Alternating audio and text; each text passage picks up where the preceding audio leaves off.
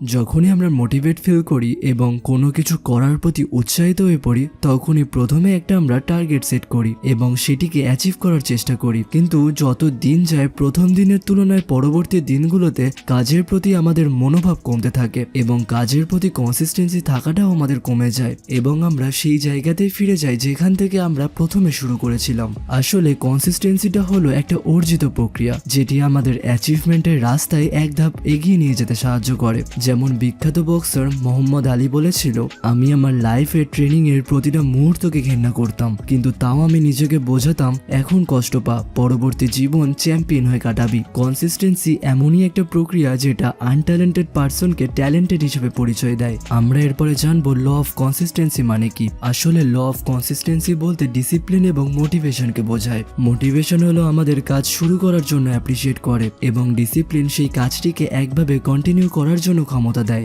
আসলে আমাদের মনোযোগ কনসিস্টেন্সির ওপর নয়, প্রথমে ডিসিপ্লিনের ওপর হওয়া উচিত। ডিসিপ্লিন ব্যক্তিরা সাধারণত সেই কাজগুলোই করে যেই কাজগুলো তাদের জীবনে করা উচিত এবং কাজের প্রতি মন না লাগলেও তারা সেই কাজটিকে করবে। এবং এই ডিসিপ্লিন অর্জন করতে গেলে তোমাকে কোয়ালিটি ওয়ার্ক প্রডিউস করতে হবে সেই দিনগুলোতে যেই দিনগুলোতে তোমার কাজ করতে একদমই মন বসে না, এবং এই জিনিসটাই তোমাকে অন্যদের থেকে আলাদা দেখাবে।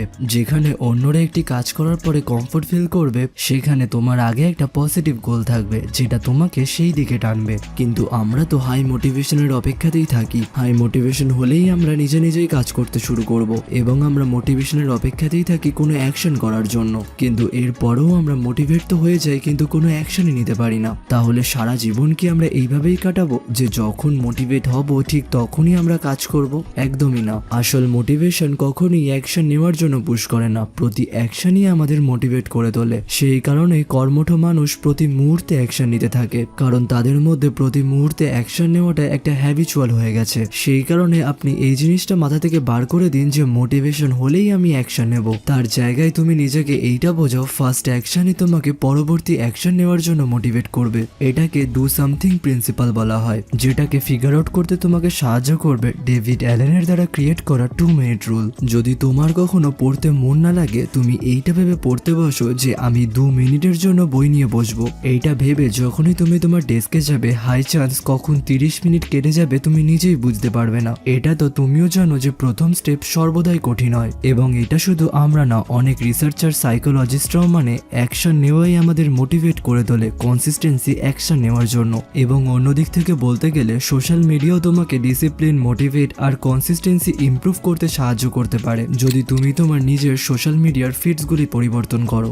এবং কনসিস্টেন্সির ক্ষেত্রে এটা অনেকেরই ধারণা যে এটা একটা বোরিং কাজ, এবং এটাই হওয়া স্বাভাবিক, কারণ একটা সেম কাজ যদি অনেকদিন ধরে চলতে থাকে তাহলে আমাদের সবারই বোরিং লাগবে, সেটা যতই আমার মনের পছন্দেরই জিনিস হোক না কেন। এবং উদাহরণস্বরূপ বলা যেতে পারে তুমি যদি সেম জিনিস 3 থেকে 4 মাস ধরে খাও তাহলে তোমারও ওটার উপর থেকে ভক্তি উঠে যাবে। কিন্তু কাজের ক্ষেত্রে আমাদের বোরিং লাগলে চলবে না, কারণ কনসিস্টেন্সি আমরা সেই সকল কাজেই অ্যাপ্লাই করব যেই সকল কাজ আমাদের সাফল্যের এক ধাপ এগিয়ে নিয়ে যেতে সাহায্য করবে। আর যদি তুমি তোমার গোলকে অ্যাচিভ করতে চাও তাহলে কনসিস্টেন্সিকে তো বোরিং লাগলে একদমই চলবে না।